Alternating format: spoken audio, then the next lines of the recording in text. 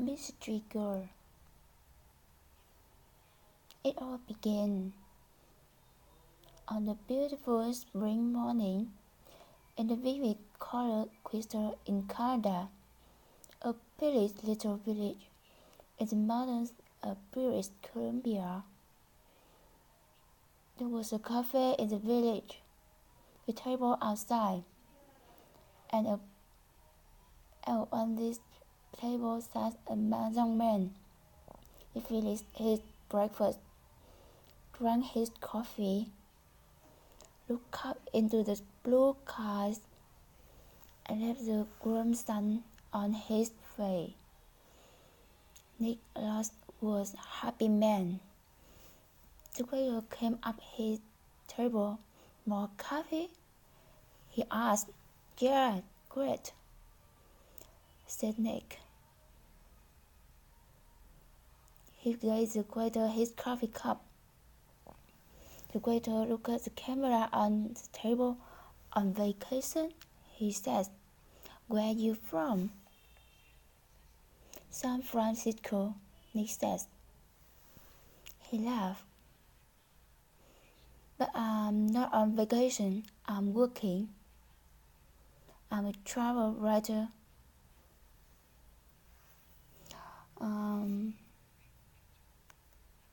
I've got some great pictures of your mountain." The two men looked up at Great Mountain behind the village. It looked very beautiful in the morning sun. "Do you travel a lot then?" asked the waiter. "All the time," Nick said. "I write books. And I write for travel magazine. I write about everything, different countries, towns, villages, rivers, mountains, people." The waiter looked over Nick's head. "There's a girl across the street," he said. "Do you know her?" Nick turned his head and looked. "No, I don't." "Well, she knows you, I think," the waiter said. "She's watching you very carefully." He gave Nick a smile. "Have a nice day." He went away back into the cafe. Nick looked at the girl across the street. She was about 25. Then regarded that she was very pretty. "She is watching me," Nick thought. Then the girl turned and looked in one of the shop windows. After a second or two, she looked back at Nick again. Nick watched her. She looked worried. He thought, "What's she doing? Is she waiting for somebody?" Suddenly, the girl smiled. Then she walked across the street, came up to the Nick table and sat down. She put her bag down on the table. Her bag was half open. "Hi, I'm Jen," she said. "Do you remember me?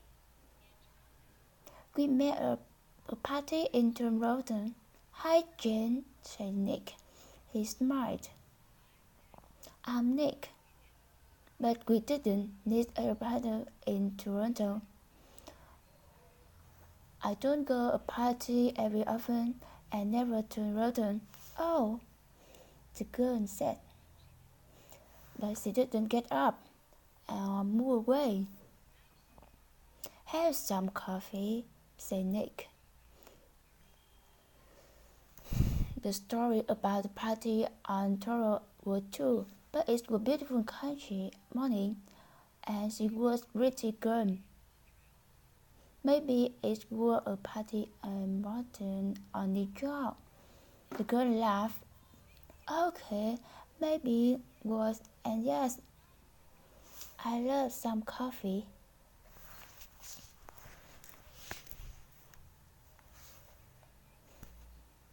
What are you doing? Do you live here?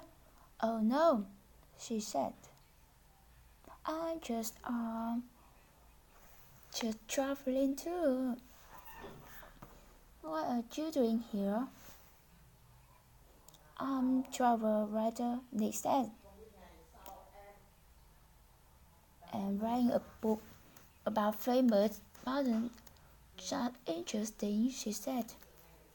But her face was worried, not interested. And she looked across the crowd again. A man with very short white hair. He was about 60 years old, and we were tall and thin. The girl watched him. Are you waiting for someone? Asked Nick. No, she said quickly. Then she asked, where are you going, Nick? Nick, to Vancouver for 3-4 days, he said. Where are you going? She asked. Later this morning, he said. There was a letter in the top of the girl's half-open bag. He could see some of the writing, and he read it because he saw the word Vancouver, and we could meet at Empress Hotel, Victoria, Vancouver Island, on Friday afternoon. So she got into Vancouver too, he thought. Suddenly the girl said, do you like movie? Movie? Yes, I love movie, he said. Why? I know a man, and he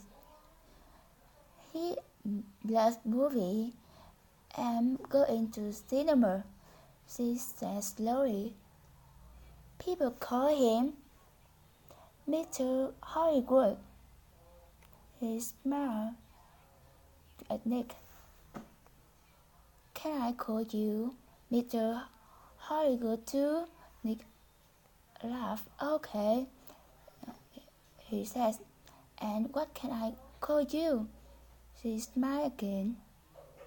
Call me Mystery Girl, she said. That's a good name for you, said Nick. Just then, the man with white hair came into the cafe.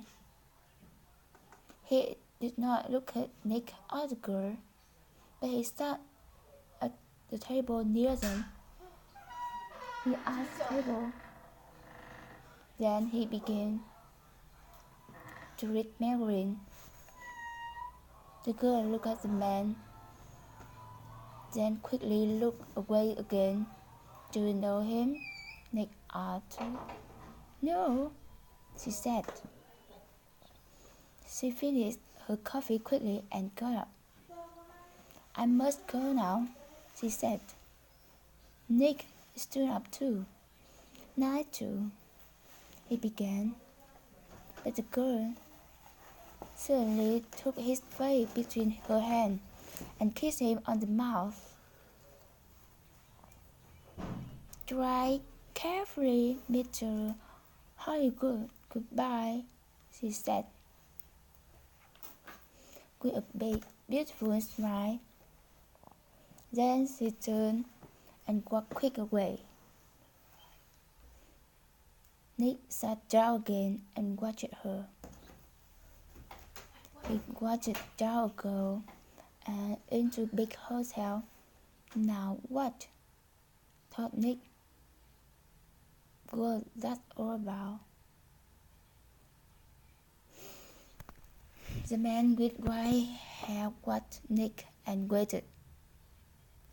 After all of 5 minutes, Nick finished his coffee, took his book and his camera, and left the cafe.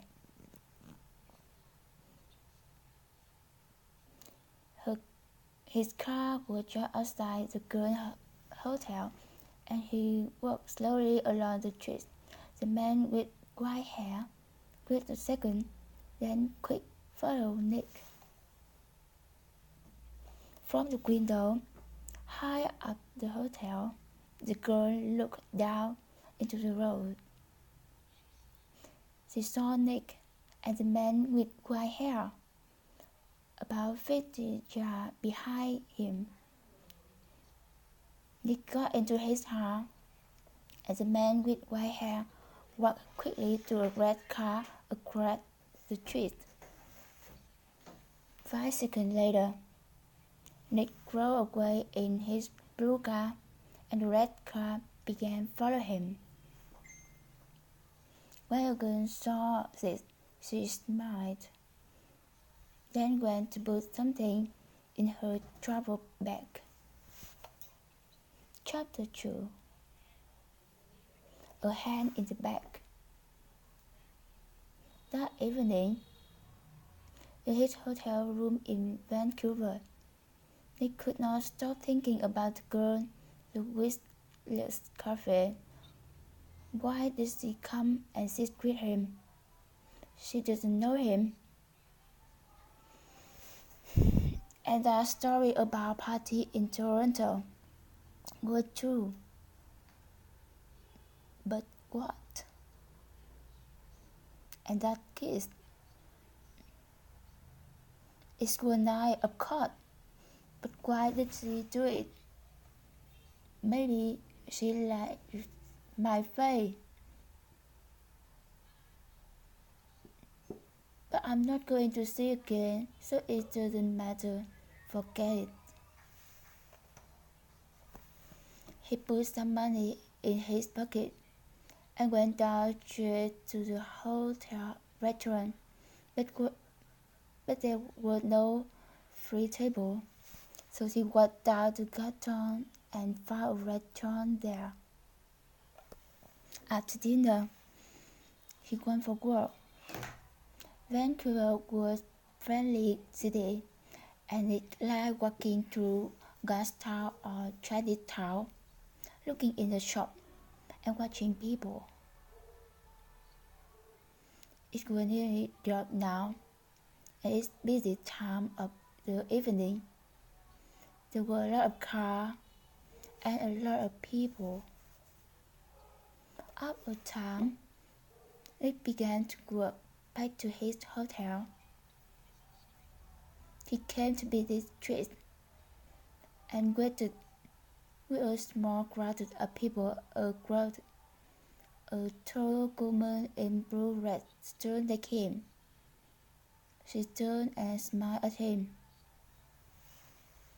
It's the first warm evening of spring, she said. It's nice to be out after a long, cool winter. Yes, said Nick. It's great, it. Suddenly, there was a hand in his back, and the hand pushed Nick into the road.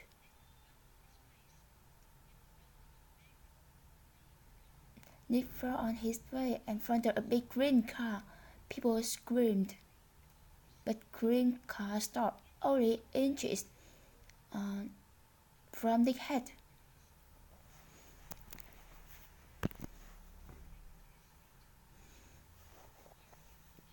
Are you okay?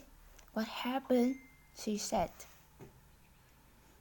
The driver of the green car shouted angry at Nick, but Nick did not hear him. Somebody put me, he said to the woman. I didn't fall. Somebody pushed me. Pushed you? Who? I didn't see anybody. Nick looked at the face of people near him, but he didn't know them. Then he saw a man back.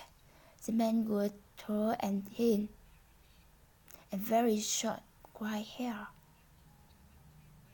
He walked quickly away and down the street, and did not look back. Hey, you! Nick shouted. Quit! But the man did not stop, and he was soon lost in crowd. "Did he put you?" asked the woman in the blue-red eyes. I don't know," Nick said. "Do you know him?" she asked.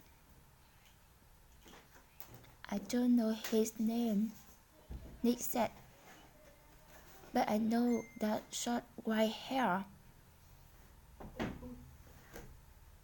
"Now where did I see it before?" The woman began to move away. "I must get home," she said. "Are you okay now?" "Yes, I'm okay," Nick said. "And thanks for your help." "That's okay," the woman smiled. "Be careful now." Back in his hotel, Nick sat on his bed and thought, "It was an accident. Nobody pushed me." It was an accident. Nobody wanted to kill me. And there are hundreds of men with killed with white hair. It was one across the woman, but Nick couldn't sleep. He listened to the car in the road, and he looked at the night sky through his hotel room window. Then he sat at the table and tried to write some more of his book about mountains. But he couldn't think about his work. He got back into bed. There were 4 or 5 magazines in the hotel room. They were not interesting, but Nick sat in bed and opened one and saw a photo of Mystery Girl. He looked at the picture very carefully, but yes, it was her. Jane, the girl from Crystal Cafe. She was next to the man about 50 or 55, and they were in the garden of a big, expensive house, and they looked very happy. Canadian millionaire Howard Hubble and his daughter, Man, is set under the picture, at their home in Toronto.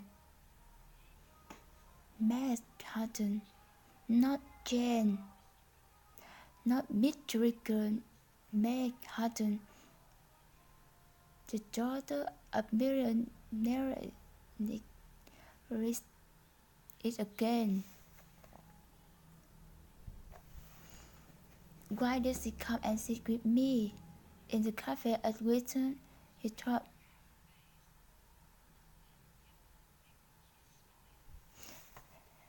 And then give a big kiss when they leave.